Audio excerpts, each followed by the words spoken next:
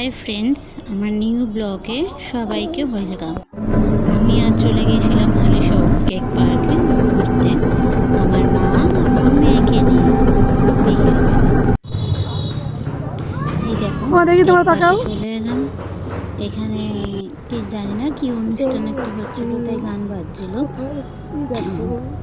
তাই জন্য বেশি করে ভিডিও করা যায়নি।